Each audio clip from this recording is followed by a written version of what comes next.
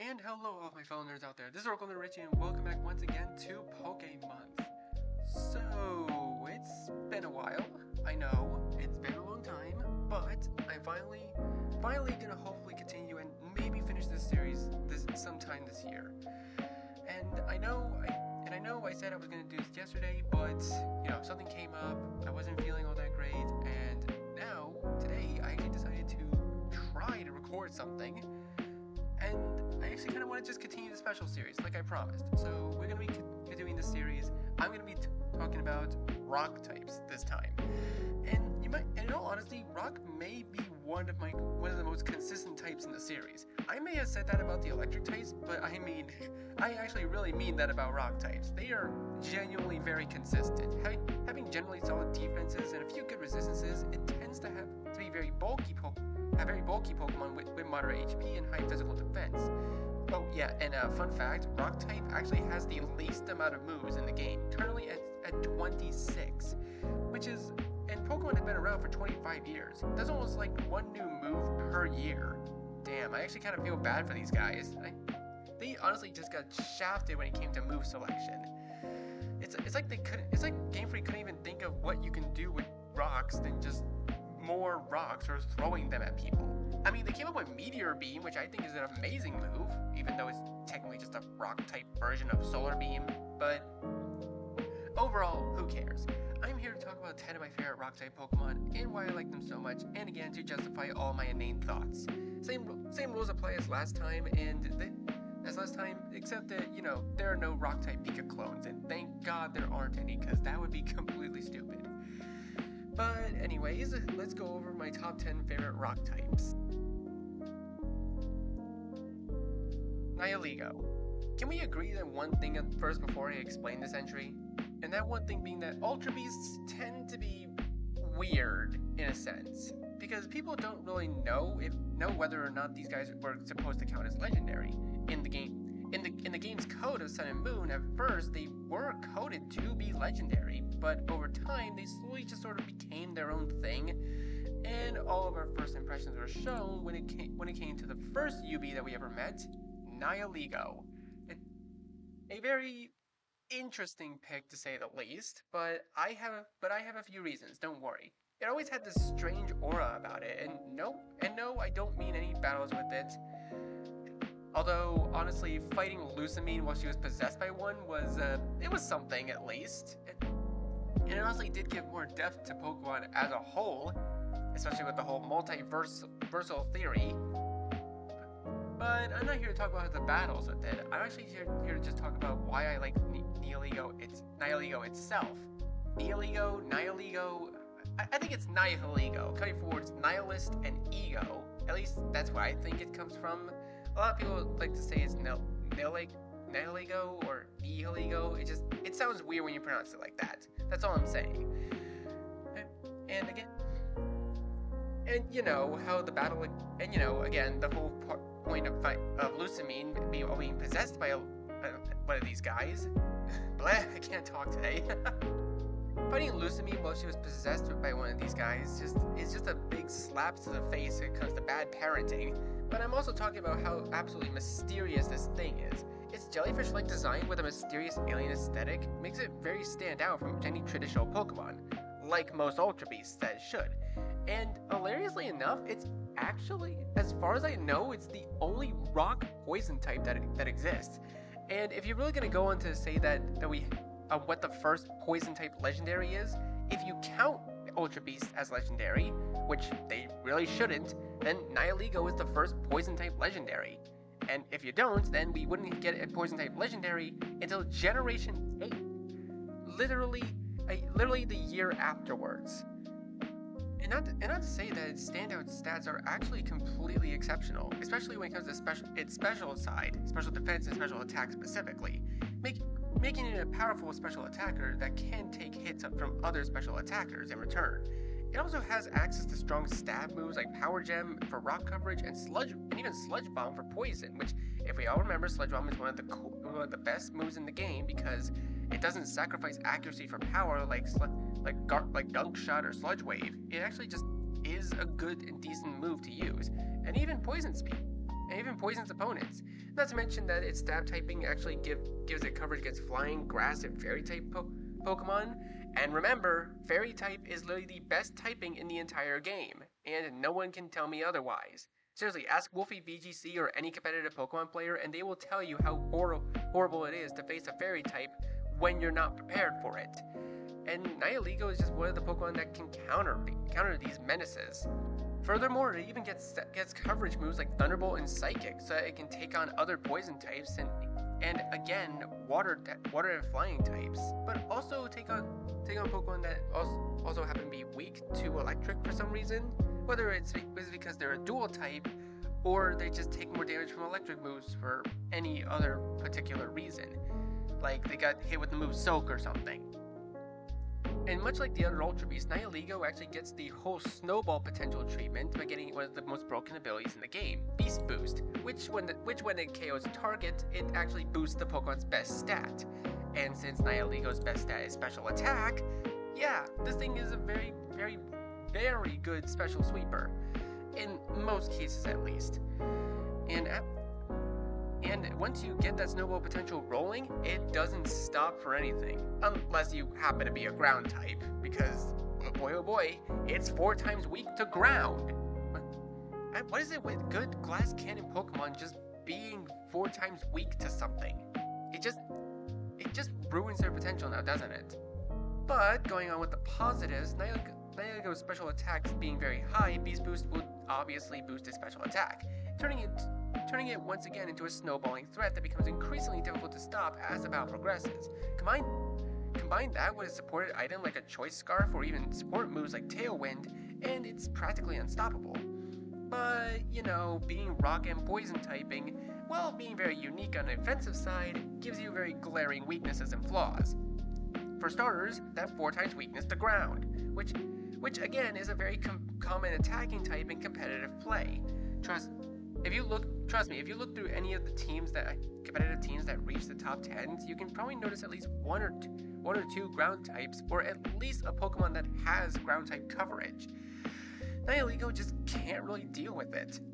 And additionally, its defensive stats are very low, leaving it vulnerable to physical attackers that can easily exploit it. While its speed is good, it's not outstanding, meaning that it can be outsped by faster Pokemon or priority moves. But even so, I still adore this weird little creature and all of its weird quirks. It may be a glass cannon of the rock types, but it shows that you don't really have to be sturdy to get the job done. And with that out of the way, moving on to number 9, Rampardos. You all want to talk about being big brain time? Well, think again. Rampardos uses that big brain to smash things into little pieces. And I know it's in the flying type video I said that Aerodactyl was my favorite fossil, and it still is. But Rampardos is on a completely different level, especially when it comes to just admiring it. Being based on the Pachycephalosaurus, yes, I am not kidding, that is the actual name of the dinosaur it's based on. And Rampardos' design emphasizes its incredible strength with its thick skull and muscular frame, perfectly reflecting its role as a hard-hitting physical attacker. And you guys probably know me very well by now. I love hard-hitting physical attackers. It's just one hit, you're done. That's about it. I don't care how much you buff your defenses, I'm going to break you eventually, no matter how many times I have to headbutt you. Though actually Pachycephalosauruses don't actually headbutt each other full on. In reality they actually hit each other from the side. Think about how giraffes fight. It's something like that. That's what they actually do. I recommend you guys go check out Loxton and Noggin's whole video about when they talked about fossil Pokemon. It's really interesting, and it taught me quite a lot of things. And despite just being a pure rock type, that pure rock typing doesn't actually hold it back, and that sheer aggression is what makes it very exciting to use on any team. Rampardos' defining feature is its monstrous 165 base attack stat. Dear God, that makes it what. And at the time that it was introduced, that made it one of the highest physical attacking stats in the entire game, only being beaten out by attack form Deoxys. And with its incredible power, Rampardos can demolish opponents with devastating moves like Head Smash, a high-risk, high-reward Rock-type move that deals massive damage at the cost of recoil, and Rock Slide and Stone Edge, which are safer options, but that still take full advantage of its monster's attack stat, albeit with much lower accuracy. And Rapardos even has access to excellent coverage moves like Earthquake, Fire Punch, and Zen Headbutt, allowing it to handle any variety of threats like Steel and Grass types. Watch out for Rothorn. You may be resistant to rock moves, but get ready for a fire punch to the face. Like, honestly, I would seriously, anytime I bring a Rapardos out, they try to bring out a Rothorn or any other steel type, and I surprise them with fire punch. Like, they kind of forget that this thing can actually punch, even with those tiny ass hands of it. And stuff like this is even complemented by its abilities. Its first ability being Sheer Force, which removes the secondary effects of moves like Thunder Punch, Fire Punch, or Zen Headbutt, which, by the way, yes, I looked up its moveset, and this thing can actually learn Thunder Punch. It's really weird. It's not as weird as Ghastly learning all the punch moves, but, you know, it's kind of strange. And in exchange, it gets rid of getting rid of the secondary effects. It gives the Sheer Force gives the moves more power, which further makes this thing into a threatening physical attacker that it is. Meanwhile, it also has the other ability, Mold Breaker, which allows it to bypass moves like Levitate, ensuring that Earthquake can hit reliably against Pokemon that tend to avoid it, like Probopass. I'm pretty sure Probopass has Levitate. I don't know. It's been a while. Although you guys can probably see where I'm going with this, and that this thing was probably given what I would like to call the Ganondorf treatment. You give a character or creature Unga Bunga strength, and the only drawback with them is that they're slow, like incredibly slow. Rampardos actually has one of the lower speed stats of all rock types, as far as I know. I'm pretty sure last I checked it was like a base 60 or 70. I don't really remember, but. Which isn't bad, but it's not that great either. Many other Pokemon can probably outspeed this thing, like Landorus Therian or even Regieleki itself. Or, I guess in the right circumstances, its rival Bastiodon could outspeed it, but let's face it, Bastiodon is slow. It's not going to outspeed a Rampardos. Is it? I mean, it could probably learn Rock Polish, so maybe? And this drawback kind of leaves it vulnerable to being not just outsped, but its mediocre defenses kind of makes it so it struggles to survive any strong hits that could definitely take out instantly, especially from faster physical attackers. Additionally, its reliance on recoil-heavy moves like Head Smash can lead it to fade quickly, even if it successfully lands a few hits. Like let's just talk about this personally, right? Why didn't they give it the ability Rock Head? Its head is literally hard as stone. Why not give it Rock Head as an ability? Or I would even take it as a hidden ability, but nope. Mold Breaker is its hidden ability, and its standard ability is Sheer Force. What were they thinking with this guy? You have an ability called Rock Head now. Give the rock-headed Pokemon the ability Rock Head. Sorry, didn't mean to get over-exaggerated like that. But even if your back is against the wall, a Rampardos powered up head and massive strength could still turn the tides of battle to its favor. Even if it may not be perfect, let's face it, no Pokemon is perfect. Then you still would want to. Bleh. Jesus, I seriously need to work on my reading skills. I swear. So even with its flaws, that shouldn't really stop you from, enjoying yourself by using this thing on your team. I would definitely recommend using it, even if you have never played a Sinnoh game before. And yeah, while it may be slow to start with a Cranidos, Rampardos is definitely worth the wait. Barbaracle. Yep, it's that time of the list again. Time to talk about a Pokemon that I know not a single person out there likes that much, but I do. Barbaracle is yet another Pokemon that I genuinely enjoy using on my team, even if no one else does. I tend to gravitate towards very unpopular picks quite a lot, and by all means, I will scrape the bottom of every barrel to find something that no one likes. And sure enough, I find it constantly. Imagine how people felt when Generation 6 rolls around, and everyone gets excited for the new Fairy type, and how old Pokemon get access to this new typing, and what creative designs are about to happen. And then we get Pokemon like Barbaracle, and yeah, people won't really like it because it's ugly. But it's more than about looks, it's about how you can overcome challenges despite your looks.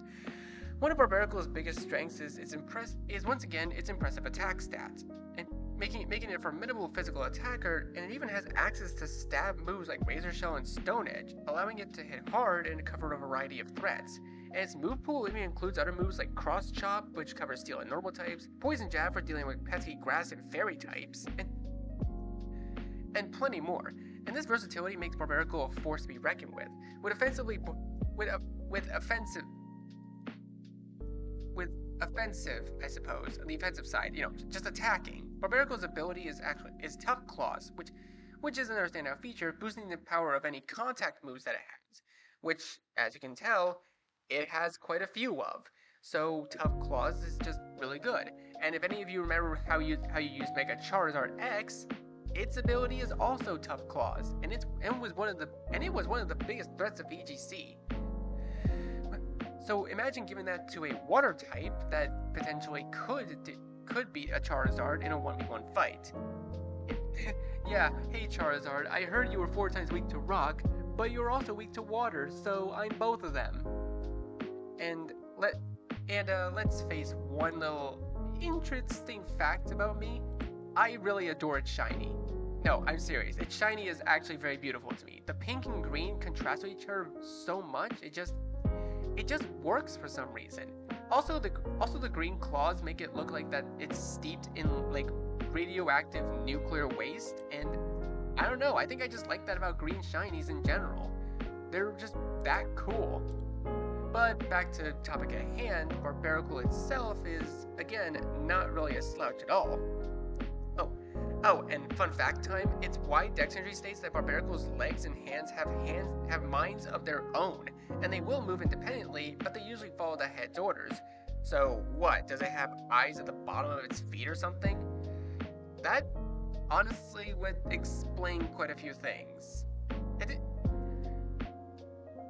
And additionally, it actually also excels as a setup sweeper. I'm sorry that my mind is just scattered like this. This is just how I am, and I've been like this for the past few videos. So you guys are just gonna have to deal with that.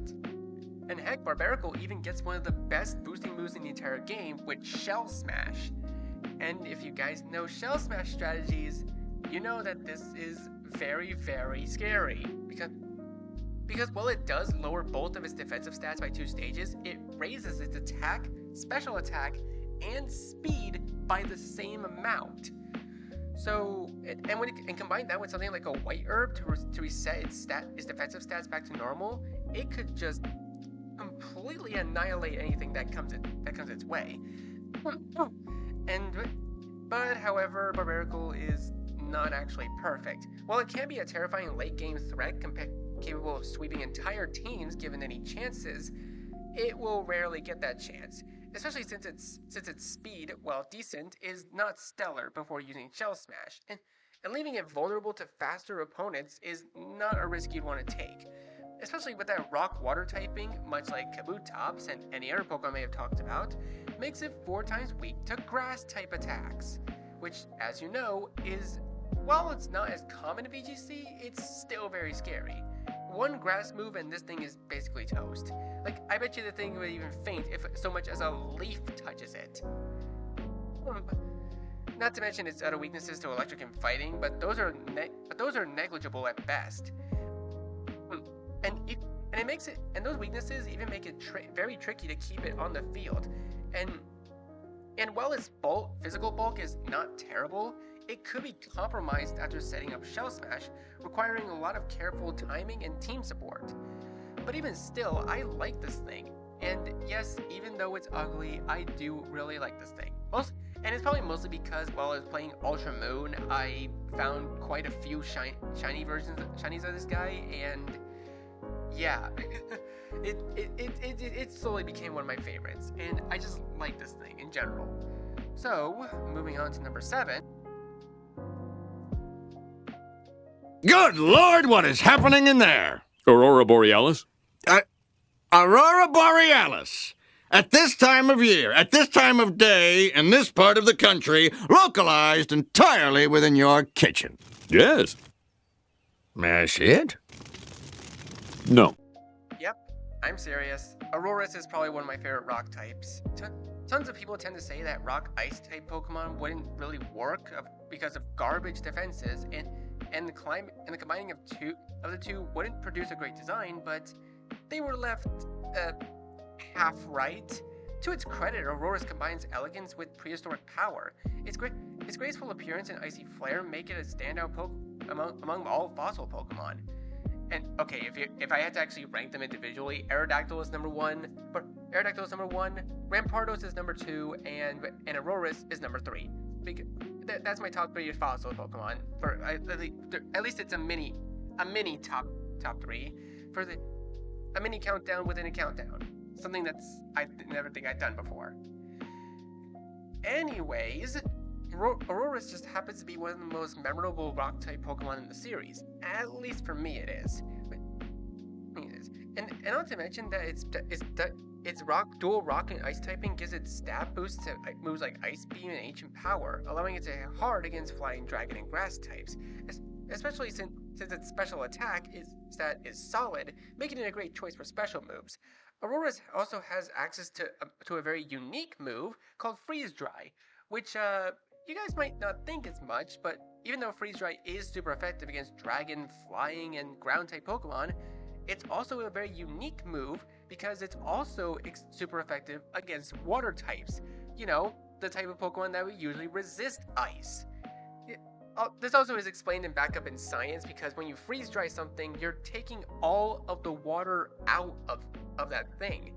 This is kind of how they make grapes into raisins. At least that's how I think they do it. I don't know, I could be wrong.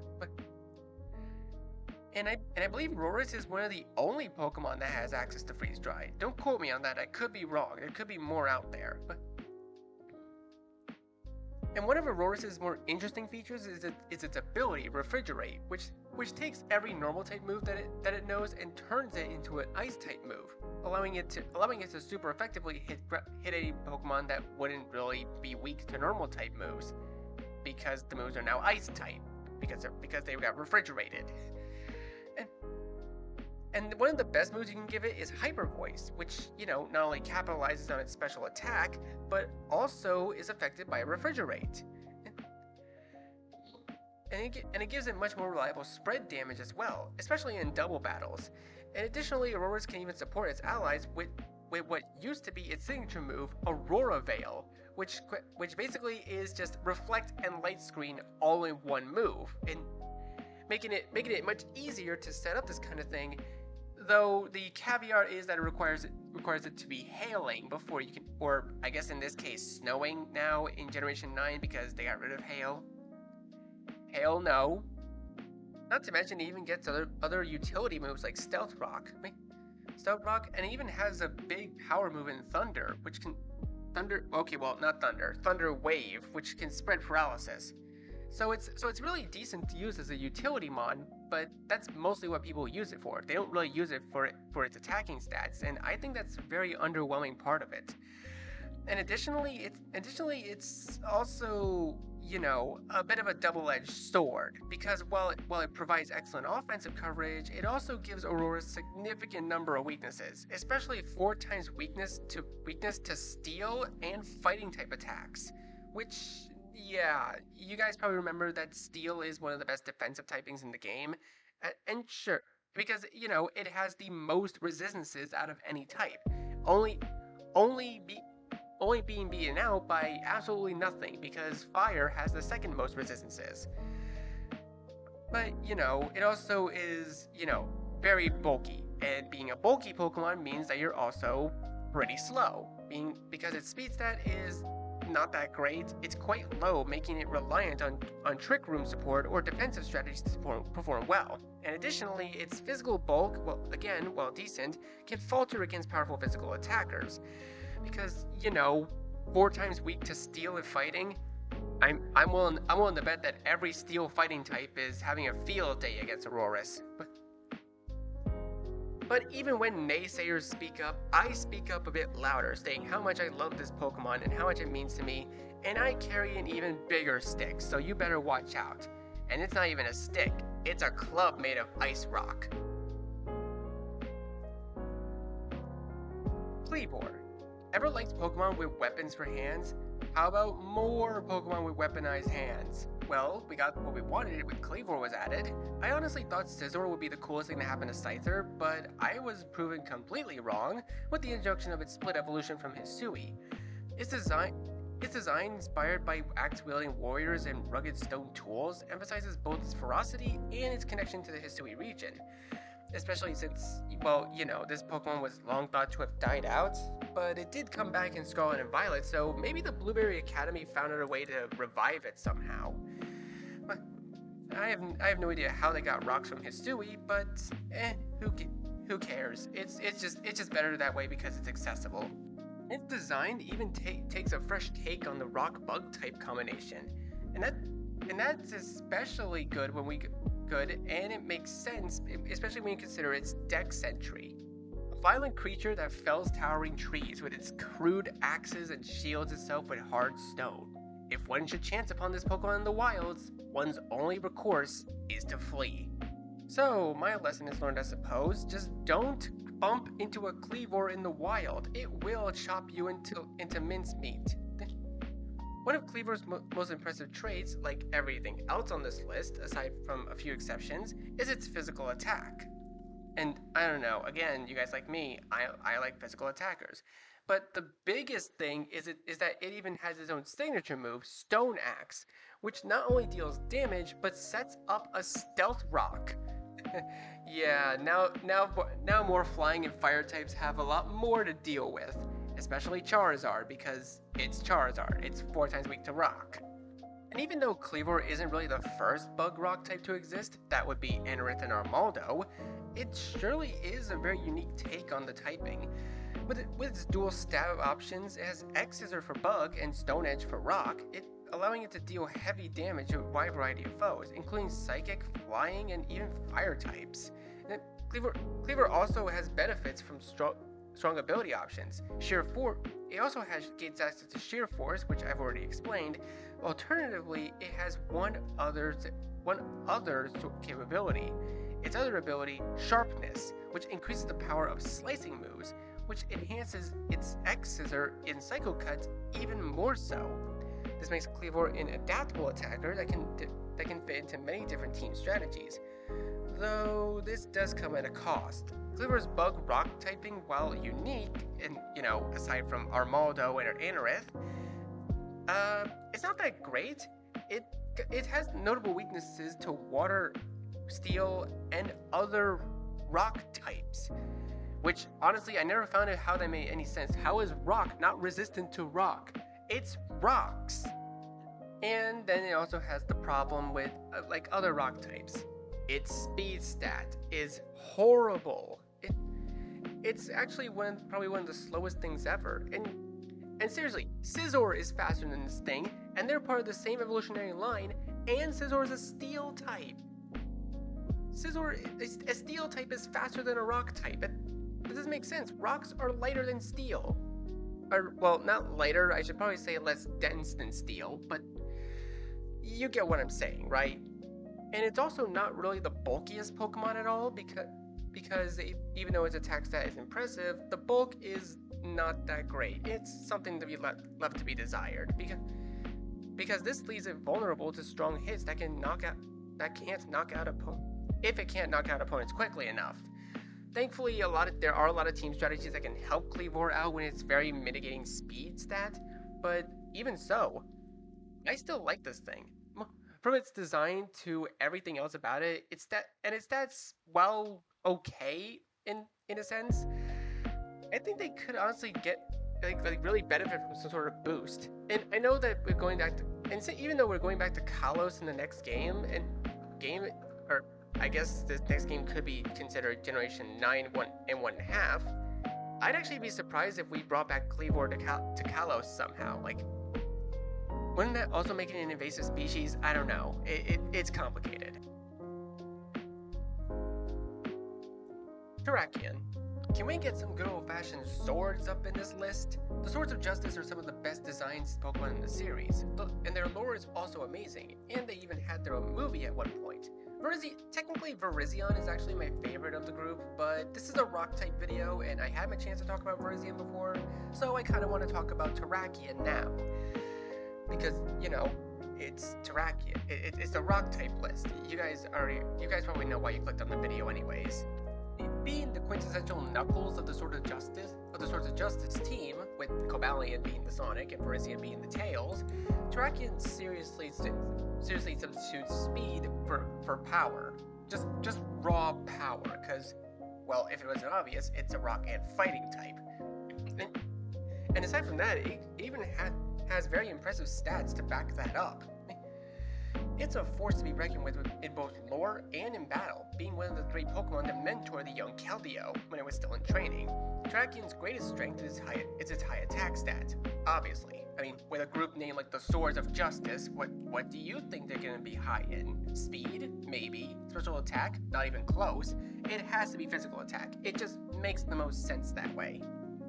And that high attack stat allows it to deal massive damage to both of its stab types. Moves like Close Combat and Stone Edge hit incredibly hard, and together they can provide excellent offensive coverage, taking down Steel and Flying and Normal types, as well as Dark types with ease. It also gains access to it and its three other, or I guess technically 4, well, 2 other or 3 other technically, because Keldeo members with the signature move Sacred Sword, which in case you guys are wondering, Sacred Sword ignores the opponent's stat changes and hits directly at them. It basically it's a move that ignores any stat changes, kind of like how Swift ignores any evasion boosts because it's homing stars. And to top it all off, while it may not look it, Terrakion is actually pretty fast. Its speed stat is actually pretty good to compared to how it looks, and which also makes it the first to strike in crucial moments. And then there's its ability, Justified, which boosts its physical attack stat every time it's hit by a Dark type move, which allows it to capitalize on opponents who misjudge their attacks.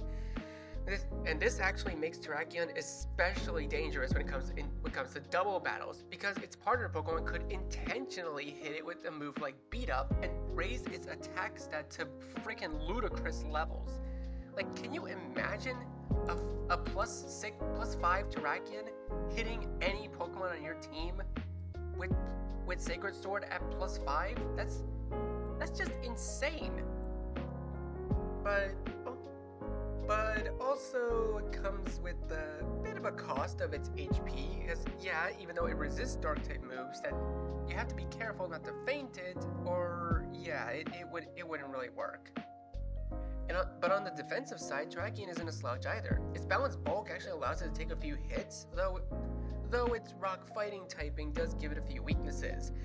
To, you know, the common types, water, grass, psychic, fairy, which are common in battle. Not to mention it's big, and not to mention even if though it's big and its speed stat is decent, it's still kind of on the slow end. And additionally, it has to rely on prediction and careful team support to avoid being overwhelmed by faster and bulkier opponents that can exploit its weaknesses. To me, Terrakion is just the embodiment of what doesn't KO you makes you even stronger, and with the result harder than its rock typing, it truly shines as an all-time favorite of mine. Sudowoodo, the Gen 2 Roadblock, Brock's right-hand Pokemon. The imitation Pokemon makes this list for several reasons. Yes, mostly it's because I am a Johto baby, but I also really appreciated its role in the anime, where it was essentially the right-hand man of Brock, or right-hand mon of Brock. I don't know. Either way, I just thought this guy needed some sort of attention because, well, the only attention it gets is that it's a roadblock in Gen 2, and that's it. It basically has no other gimmicks. Though I guess I could say that I also really like Sudowoodo for other reasons besides its role in the anime. And I guess if I had to talk about it in any other sense, it's also mostly for the nostalgia factor. Mostly because I actually used it on my team in Heart Gold and Soul Silver every chance that I got. all the way up to the Elite Four and the Champion. And yes, I'm not exaggerating it. And while it is genuinely outclassed by other Pokemon, Sudowoodo just has a small amount of charm that you can't exactly ignore. On the battlefield, Sudowoodo mostly leans into its rock typing with a base solid 100 attack stat. That's not too bad, honestly. And it even hits hard with physical moves like Stone Edge and Rock Slide, and even coverage moves extending to Earthquake and Wood Hammer. You know, you get the joke because it can learn Wood Hammer and it's not actually wood, it's solid rock, and hence its name, because pseudo actually means fake. So that's why it gets mad when you spritz water on it. It's a rock type after all. But yeah, honestly, I get the joke they were going for here. And having access to Earthquake and Wood Hammer also allows it to handle threats just beyond flying and fire types, but also water types that it usually struggles against. Sucker Punch also adds a priority option to its toolkit, letting Sudowoodo strike first against any faster opponents when needed. And then there's its ability, which also adds versatility to its role. Sturdy, that ensures it can survive at full HP from a single hit that would have KO'd it, and retaliate by setting up hazards like Stealth Rock. Alternatively, it's the Pokemon that actually gets the ability Rock Head, which prevents recoil moves from doing recoil damage.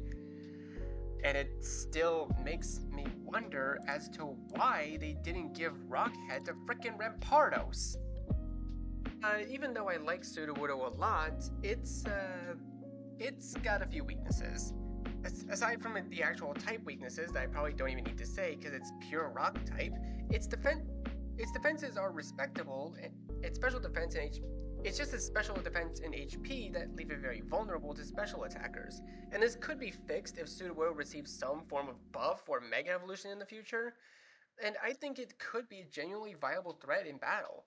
Or heck, I'll actually be down for a regional form of Sudowoodo. Anything to make my boy better. Please, this goofy little rock man that likes to pretend to be a tree needs a buff, Game Freak.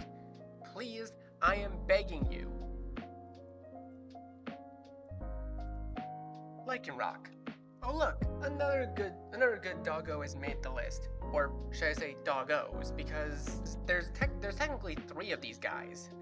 Midday, Midnight, and Dusk form Lycanrocs respectively. The first 2 are based on the time of day, where the other requires a Rockruff with the own tempo ability. If you ask me personally, all 3 of them are awesome in one way or the other. Starting easily with the Midday form, it honestly has a lot going for it, being the basic standard one that most Pokemon trainers would use. Heck, Kukui himself even uses it in the champion battle. And not to mention that it also has it boasts both high speed and solid attack, making it an excellent choice for hit and run strategies. With moves like Accelerock, which is a very unique priority rock type with attack that only Lycanroc, Midday, and Dusk form can learn, which for some reason doesn't really make sense. Why can't any other Pokemon accelerate a rock? But back to why it's unique. Accelerock is essentially just a quick attack variant, but it's rock type, and the signature move, which allows it to outspeed in crucial moments and finish off any weakened opponents. Now moving on to the Midnight form. This form basically trades off speed for just more raw bulk, meaning that it can tank hits a bit more effectively than its Midday counterpart. And it also allows it access to moves like Counter, allowing it to hit back with even more devastating damage. Since, Counter does double the damage that you've taken right back at the opponent. And that is sure to ruin somebody's day. The Dusk form itself basically combines both the Midday and Midnight forms of Lycanroc, having very balanced speed, attack, and bulk all at the same time, meaning that it can tank hits as well as deal with them. And although this form is restricted to Rockruffs that have the own tempo ability or any offspring of any Dusk form Lycanroc that you happen to come across, this one. I like to say that Dusk form is probably my favorite of the bunch aesthetically, while Midnight Lycanroc actually is my favorite based on how it fights. Though I also like Midday because well, it's midday Lycanroc, and all dogs are good. All wolves are good boys in my eyes. And not to mention that all three of them actually have access to pretty much the same moves: close combat, Stone Edge, and they even share moves like Crunch and Psychic Fangs, allowing them to handle a variety of other threats, like fighting types. And additionally, the ability Tough Claws, which is only available in the Dusk form, boosts the power of Contact moves, further enhancing its defensive potential. Though all three Lycanrocs kind of share the same main drawback: they're pure Rock type, meaning, and their defenses, while not the worst in the world, aren't really that great. They mostly draw from being able to hit the opponent hard and fast, or I guess in Midnight Lycanroc's case, withstand attacks and hit back even harder. But even so, that strategy can only take you so far. No matter whether it's hit and run tactics, a balance of the two, or even just countering, it suffers from relatively low defenses, despite what its appearance and typing suggests. And while each form has its strengths, they all also share very low HP, making them sort of glass cannons that require careful play to actually shine on the battlefield. And additionally, the Midnight form's lack of speed can leave it struggling against much faster attackers, while Midday and Dusk forms may struggle against more bulky opponents that can tank their hits. So essentially, these forms kind of just counter each other in some weird way. I don't really know how it's supposed to work, but honestly, if they were all given secondary typings, I think the midday Lycanroc would have been Rock Normal, Midnight would have been Rock Dark, and the Dusk form would have been Rock Fighting. At least that's what I think they could have done if they were given dual types. Oh, and not to mention, but another positive for all three is that they even have their own signature Z move, Splintered Storm Shards, which always results in a critical hit. At least that's what I remember, if my memory even serves me correct. I don't know, it's been a long time since I played Ultra Moon. I'm probably gonna have to play the game again just so I can be sure. But even so, with all these weaknesses, strengths, resistances, whatever, I still adore all three of these doggos. And, the fact that Ash and Gladion both had a Lycanroc in the anime, albeit different forms, and they also had one of the best battles of all time, just having Lycanroc versus Lycanroc. Seriously, go back and watch that fight. It is so good. Cloth. Am I sure I'm not looking at a crab meat from Sonic the Hedgehog? I mean, comparing the two, they look pretty similar. I don't know, maybe Cloth is actually a distant cousin of crab meats. Anyways, my little fan theories aside, Cloth has to be one of the goofiest designs in any Pokemon game, and it probably would have just made the list just for having this design alone. But when it comes to Pokemon, it's more than just how they look. It's how they function that makes them even better. For one, it was one of the first Titan Pokemon that we see in Scarlet and Violet trailers, and it also has one of the absolute goofiest Pokedex entries I've ever read. Cloth hangs upside down from cliffs waiting for prey, but Cloth can't remain in this position for long because its blood rushes to its head. That is honestly kind of sad, but also kind of hilarious at the same time. I just love dex entries like these. It's like, oh, this Pokemon does this as a hunting tactic, but it's not really good at it whatsoever. It's just so goofy, and I love it. But with that being said, aside from its looks and its goofy dex entry, I think it's actually also pretty good in battle. Cloth's greatest asset is, once again, its solid attack stat, which allows it to deal respectable damage with moves like Rock Slide and even Crab Hammer. It also has access to excellent utility moves like Knock Off, which is one of the most disruptive moves in the entire game, as it not only deals damage, but also gets rid of your opponent's item. Oh, you have a held berry? Well, nope, say goodbye to that, buddy. You're not using it anymore. And not to mention, it even has utility moves like Stealth Rocks, which is basically a staple for all rock types at this point. If you're a rock type, you can throw stealthy rocks at the opponent that turn invisible for some reason. I don't know why they turn invisible, they just do. It's so weird. But having this utility actually makes it a hazard setting supporter in its own unique way. and even has its own unique signature ability in Anger Shell, which makes it even more unpredictable. Once its HP reaches around half, Cloth's attack and special attack and speed increase at the cost of its defense. It's like you use Shell Smash without even using Shell Smash. So, and combining this ability with a White Herb that just makes Cloth a very viable threat. So what's stopping it? Well, given that Cloth defensively is a pure rock typing, and that gives it good resistance to flying fire and normal moves, and its respectable defense stat allows it to take physical hits very well, it's not that great. Cloth, while it does have decent bulk, its special defense is really low, leaving it very vulnerable to special attackers.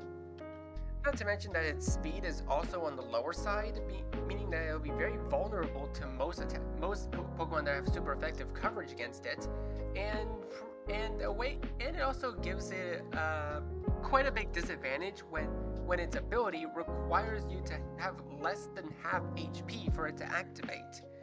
And yeah, you kind of have to get the point across that HP is everything in a Pokemon battle.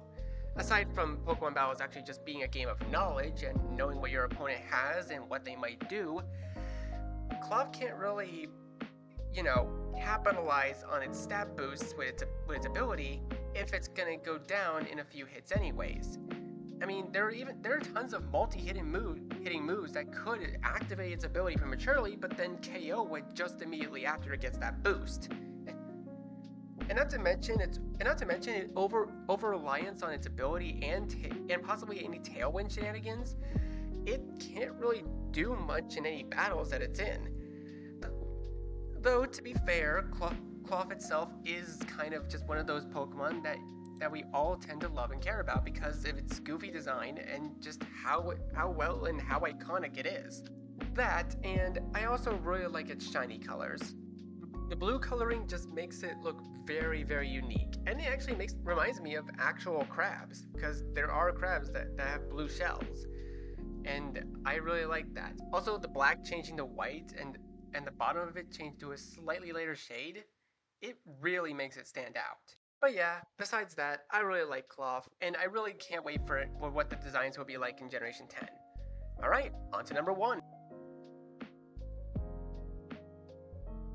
And my number 1 favorite rock-type Pokemon of all time is Relicanth.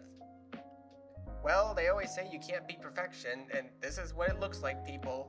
This is what perfection looks like.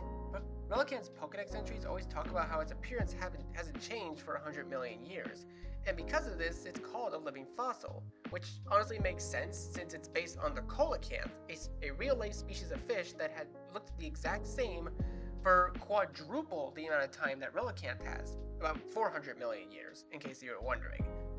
And while Relicanth may not be a fossil Pokemon in the typical way, but it's an honorary member of the group. And we all probably remember how we needed one of these guys in order to find the legendary Reggie trio, Regice, Regirock, and Registeel, as well as its good ocean buddy Wailord. But what about on the battle side? In battle, Relicanth boasts a pretty sturdy defensive profile with high base defense, allowing it to tank physical hits effectively. And while its rock and water typing is kind of niche, because trust me, we've seen a bunch of rock water types as I've talked about a lot of them. Don't worry, it's fine. Once we get to top 10 ground types, I promise there won't be any water types. Unless they have no choice but to include one. Though, as you guys probably guessed, that water rock typing does give it quite a few resistances. Fire, flying, normal, and even poison type moves. And its move pool both supports offensive and defensive playstyles. Relicanth can serve as a tanky pivot with moves like Stealth Rock to support its team, and Yawn to pressure opponents into switching or being threatened to fall asleep next turn.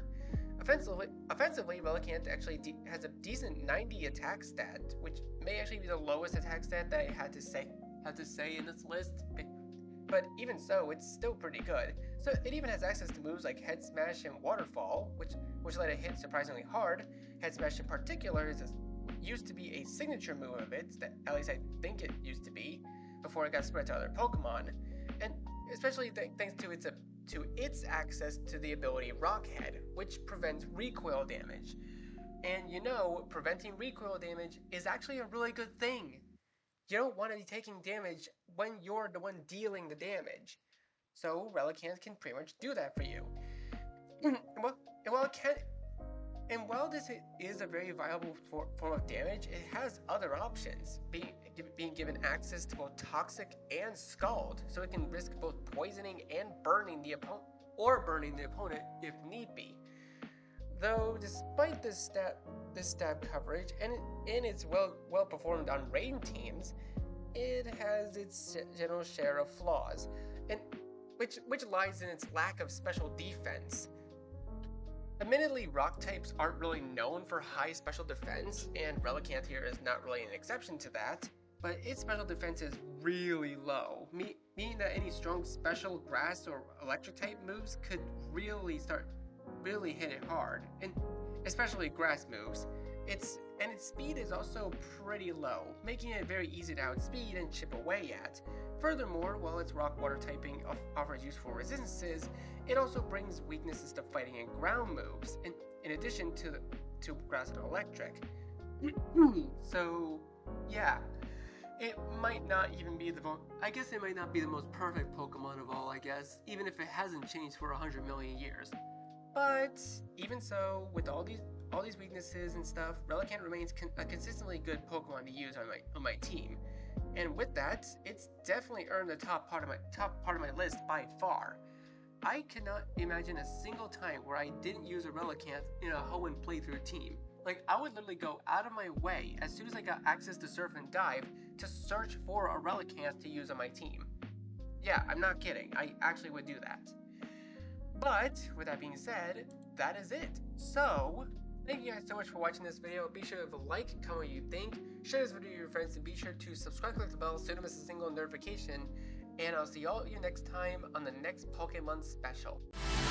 You say you wanna try, but you never